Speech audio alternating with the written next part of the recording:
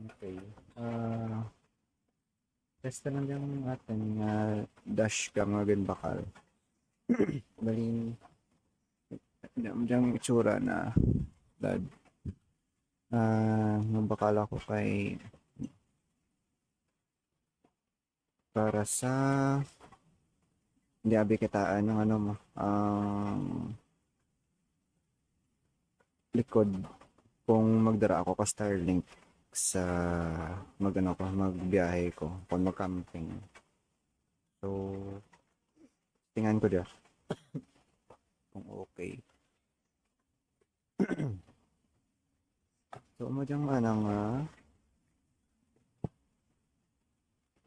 model na is JL5526 ano nga model JL5526 ay sorry JL5226 gali. So JL5226 ang ano nga models tapos naman yan specs. Okay. Tapos may built-in battery galit na. Okay, 200 milliamp hours battery na. So ano nga power supply? We have 5 volts input or USB. Okay. Tapos may memory card mantan na para mag-save. Pero actually hindi ko man need magbatang kang memory card kay ano naman need ko ang display para sa likod para do rear view display kaya hindi makita ra abi ka side mirror ko ang sa likod mo kaya natubunan nila kang Starlink kung itakad kong Starlink sa babaw kang top box. So may remote na pero hindi ko man pagamitan na remote siguro pero try ko nga butangan sa front man hindi rear lang man kinanglan ko dahil pwede mo ko mag-obra dad kang ano kang software na may camera lang pero need ko abi waterproof mo so wala pa ko 3D printer para mag obra kang case na so baka lang ko danay for the meantime. Nagdad kung ako lang mag-obra kahit at least makontrol ko kung anong gusto ko matabo. May TFT display ka lang tapos waterproof mo lang ang anang casing. Pero mas okay rin yun. May mga gamit rin na ano. Pwede mo rin i-attach sa motor. So, design dito sa motor. Waterproof. Ano nga, waterproof na na. Anyways, so may tsura na. May attachment sa likod. Try to just ramaan itakad sa motor. Kung okay. Tapos yan ang memory card. Yan. May karakdan na ka memory card. So, yan ang takad. Tapos may mga wires na nagya. Ang red is para sa power. Either 5 volts nga USB input or anything with sa 5 volts. Di ako rin I think may pakita ako rin nga do attachment. Do converter at 12 volts to 5 volts na converter. So, may power na. So, dyan nga wire. May apat na lima ka wire sa silid. Then, ang yellow is para sa remote. May 5 man ka wire sa silid. Tapos, ang green is ang sa front nga camera. So, optional lang man dyan. Hindi ka man dyan need itakad. Kay rear view lang man kinanglan ko. Then, this one. Ang rear view camera nga connector. Which is my apat lang ka wires na. Apat ka wires. Check ko ba sa apat lang ka wires sa may front cam. So, madyan ang main display na. So, testingan ko rin magpa-under. Pagkatan ko ganito view. Next, kita nga ang camera. So sa camera na waterproof ready naman. So hagdan mo lang with this. Tapos sama dyan na nga camera. So kung halimbawa gusto mo nga kaya I think by default nakaamo ka dyan. Naka-flat lang ta nga pagtakwid. Kung flat lang ta nga takwid like this, okay lang. Pero kung gusto mo nga dapaamo ka dyan, yung camera nakarotabingi dyan mo. Mabalis ka ng camera na kung so pwede mo dyan nga so, pwede mo rin nga ano pahalogan dyan. May pwede mo rin mapahalog na. Tapos pwede mo ma-adjust ano nga handle. So kung makita mo rin nga gusto mo kapaamo ka dyan, no? So palibutan mo lang ang camera basta nga mag-sakto like that. Check mo man sa may display na kung sakto rin orientation na. Tapos pag sakto orientation na, lock mo lang. Lock mo lang. So pwede mo ma-lock. So convenient gid nga mo ka rin.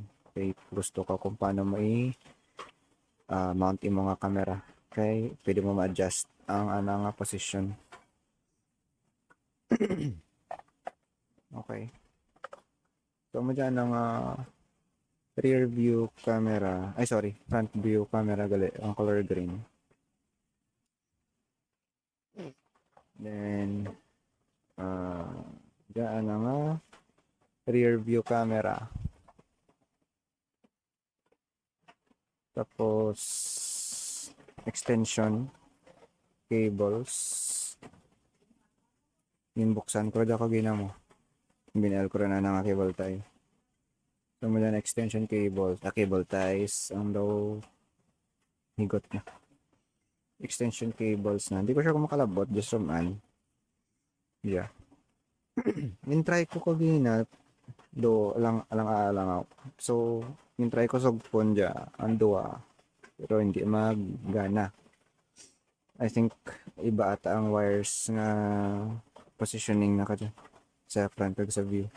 Kaya hindi ko magamit dyan as extension dyan mo para maglabag dad. So tingnan ta sa raman kung di ka labot ot doon ko dyan ang cable na kag sugpunan sa tanga somewhere sa tanga sugpunan ko di wiringan dugangan ko wire na para maglabot.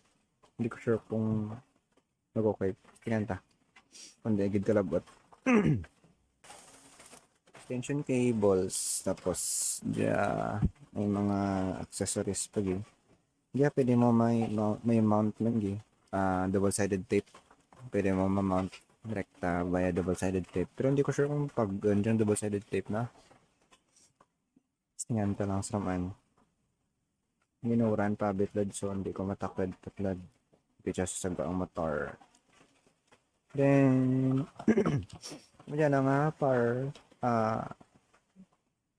ang black box na para sa power na. So, I think ga 12 volts input. So, positive, negative 12 volts. Tapos, output na is 5 volts. I think, yeah. So, 5 volts. Nandiyan mo dyan mataklad karon sa power na. Yes, power cable kang display na. So, pwede attach key. Kung 12 volts rin ang takad lang sa 12 volts kang battery ka motor. Pero kay electric ka ng scooter, may 12 volts lang ko itong power supply. 72 volts sabi yung nakan nga battery. So, need ko ang converter nga DC to DC converter 72 volts to 12 volts nga converter. Okay, para sa mga accessories. So, tsaka ko na lang itap ang kanya connect dyan. Tapos, wait. Diyan para sa remote. Diyan galing. Ano lang para sa remote na. Hindi ko sure kung ano pa why ko pa dyan na try. Pero hindi ko dyan pa gamitin. Check nyo na lang ang manual. Pero ang manual is Chinese. So need nyo ko magamit kang Google Lens para maka-translate da. Naka-Chinese. Nagamit na ko kagina Google Lens para tawag ko. Magamit ako Google Lens kagina para ma-translate ang mga instructions na game. So, yeah.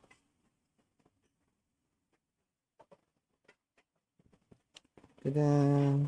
So, Chinese tanan. Parts na English nga translation kung manual. So, no choice. Google Lens nyo lang. Or any app nga makapang-translate kang image real time. Anyways, so, muna. Hindi ko na lang ko mag-delve guys.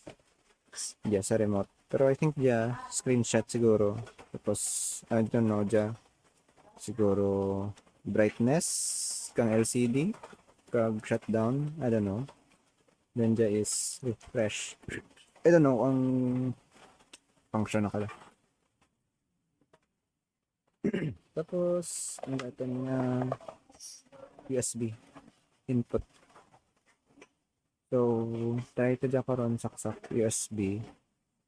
Tapos okay.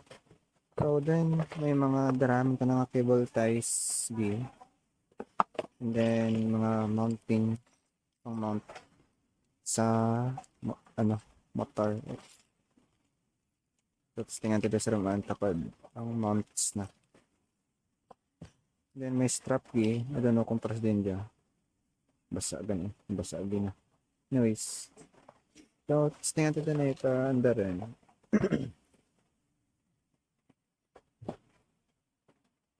So USB nga input.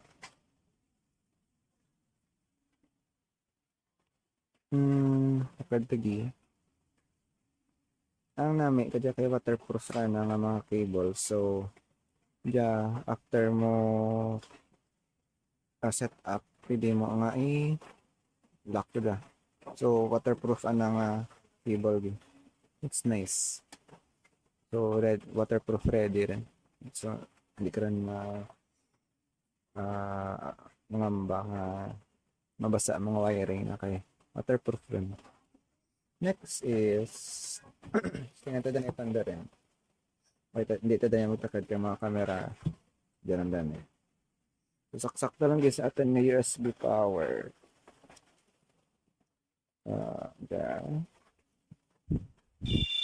Yan. Okay. So USB lang anang input. Tapos, dyan ang display. So, currently, wala tapat yung memory card. Hindi ko man need actually memory card na.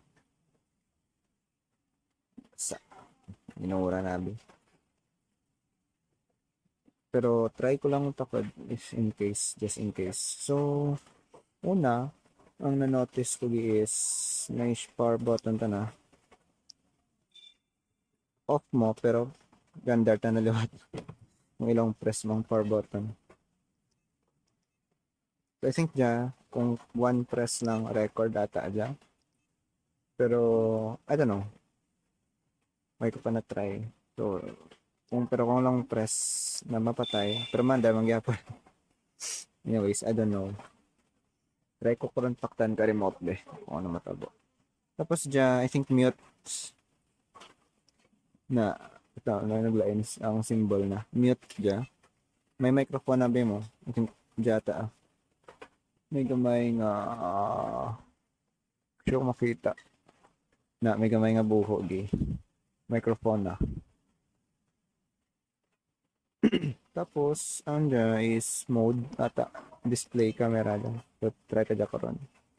Then is my settings. I think ang mga recordings kung dito makita mo. So is cycle ata sa mga files. Pero kahit ito memory card pa. Ito matry. Kung gusto mo ilang press, gusto mo mag-select sa settings, long press mo lang dyan. Yan. Tapos, may mga settings dyan.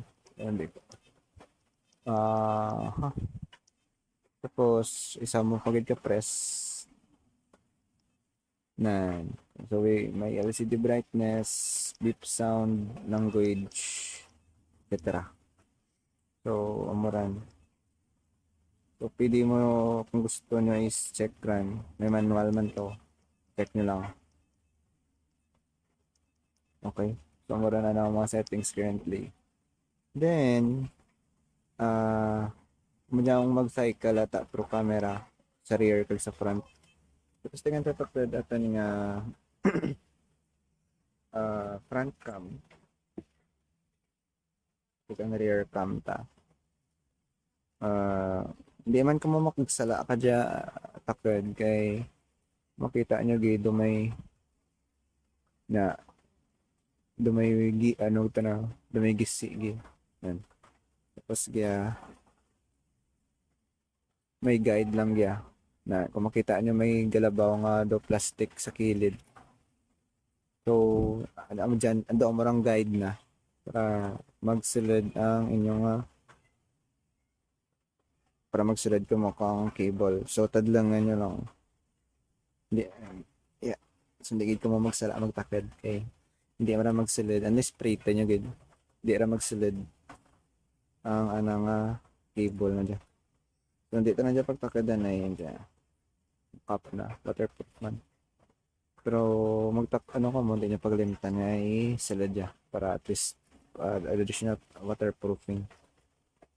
Kung yung camera na, napakad rin ang front cam. So, testingan tayo na yung front cam. Hello? Huwag gagawin na front cam. Meron no? GG. Testingan tayo na ito kadang rear cam. Tinanglan ang rear cam. Hindi magana nga front cam. Kaya yung rear cam. Okay. Nanda doon. Diyan ang rear cam.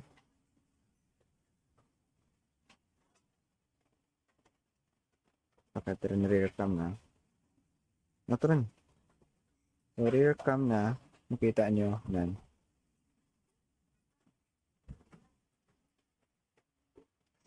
So, yeah. So, yung rear cam na. Tapos, cycle. Hello? Hindi na kita na ma-detect ang front cam. GG.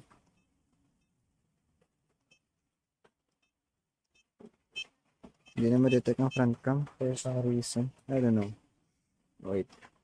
Sige na ganda pa dyan.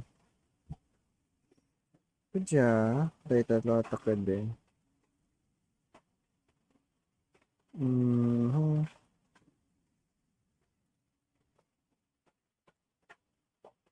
GG. Okay nga na front cam. Ito off ba eh.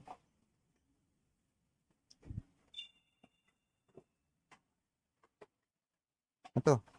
So need mo ipatch yan. Need mo i-off para magana ang front cam. Okay. So, dyan ang front cam currently. So, pwede mo ma-cycle ang function like dyan rear cam na gamay lang dyan nga screen sa likod. Sa may gamay lang nga screen sa gilid. Tapos, binakaan kang front cam ang most kang space sa display. So, pwede mo rin ma-cycle isa front cam, isa rear. So, front rear. Or rear cam. Ay, wait. Front cam only. Front cam only or rear cam only. So, mo yung rear cam. Yan. So, rear camera na. Front cam. So, pwede mo ma-cycle nga display. Yan. Which is nice. So, I think okay. Gagana ang ating camera. Try ito na lang dyan sa naman takod sa motor. Then tantawan ta kung kalabot ga na nga extension cable kaya hindi i asagpunan ko gadya kang wire siguro kay 4 wires lang man dya. Typical siguro nga USB cable is magana kay 5 volts input naman dya. Pero dyan na specs 30 volts nga specs. So tayo gamitan kang USB cable kay USB cable ang may data. Kaya yung data na is 4 wires. Ang sa data plus data minus ang 5 volts kagang ground or negative kagang positive na. So, testing natin sa ramaan takid kung gana. Pero so far, okay. Yung check ko man kagina, do clear man na ng medyo blurry lang, pero na to the point na hindi mo gid makita ang sangkod. So, medyo clear ta na in terms of display, pero hindi gid ikon nga ta maka HD anang output kay tinakabot lang gi 1080p Pero well, it's not really 1080 I guess kay do medyo may blur pero not to the point number ko gani not to the point na why kagid may makita. So acceptable. So makita mo gid ang sa likod na mga sasakyan itakad mo ang camera. So, testingan ta dyan. Tapos testingan ta man magbiyahe kung ano ang itsura na kung gabiyahe rin pa. If kitaan bala rin di. I think ang mic gali, need na siguro dyan padalaman. Gamugid ka dapat ang display na. Or, I'm not sure. Gapaan mo ko dyan. Kung gapaan mo ko dyan, masudlan di ang mic na kang tubig. I think, so hindi guro dapat pamugid ka dapat bagay ang icon ko shutdown is amuli dapat so yeah so kapag mo lang ka display nyo pag mount nyo sa motor anyways that's all for now.